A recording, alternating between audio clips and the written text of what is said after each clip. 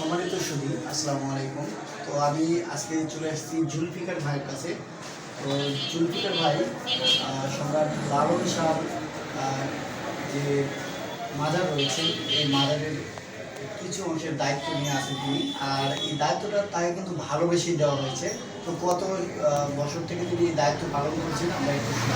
ভাই, কত বছর থেকে আমি এখানে বসবাস করছি স্থায়ীভাবে 8 বছর। এর আগে কোথায় ছিলেন? আমার মূলত জেলা হচ্ছে চুয়াডাঙ্গা, দামোদর চণ্ডীপুর।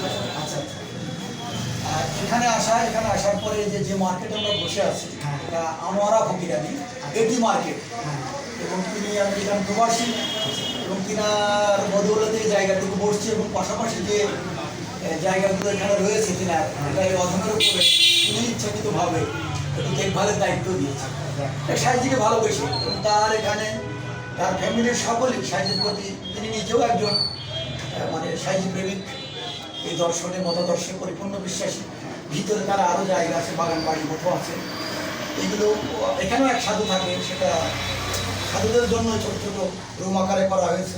এবং সাধু যখন সঙ্গ হয় তখন অনেক সাধু এখানে তাদের পর্যাপ্ত প্রস্রাব পায়খানা যা কিছু থাকার সব কিছু থাকার কারণেও তিনি এখানে ইচ্ছা মতো কোনো বিরক্তি বোধ করেন না, বরঞ্চ আনন্দের সাথে তাদের এখানে তাদের সেই সমস্যাটা সমাধান করার চেষ্টা করেন।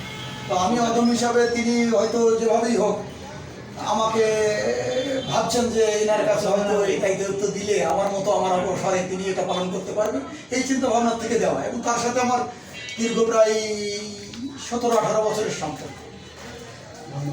এবং আমার এই ফকিরানি আসলে তার সৎকারের মতো নয়। সে সাধুগুরুর জন্য যতটুকু করে এবং যতটুকু তা অনেক বড় কিছু।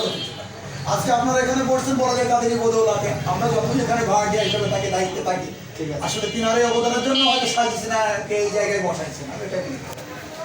ধন্যবাদ আপনাকে, দায়িত্বে আছেন। খুব শুনে ভালো লাগলো যে আপনার অন্য একটা জেলা থেকে আসে এখানে আসলে ভালোবাসার ভালোবাসা, আর এটা সাহিত্যির সাথে একটা ভালোবাসা থাকার জন্যই কিন্তু সম্ভব।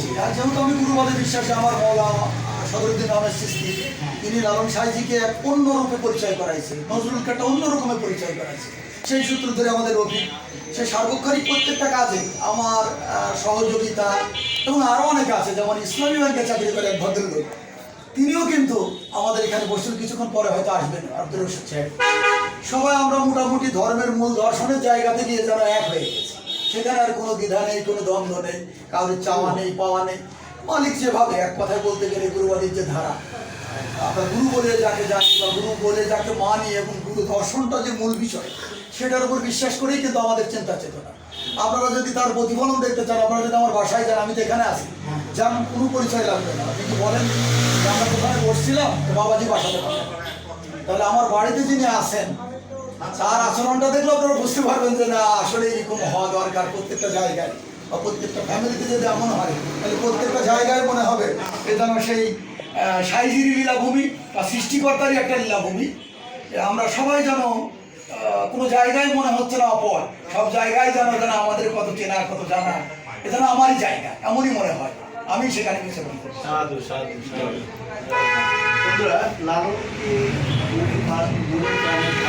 গবেষণা করে বিশ্বের সকল মানুষ এগিয়ে যাক এবং দ্বন্দ্বমুক্ত এবং প্রেম ভক্তিমূলক জীবনযাপন উদ্ভাবন করুক ভিতরে, এটাই আমরা চাই। তো এই প্রত্যাশায় শেষ করছি।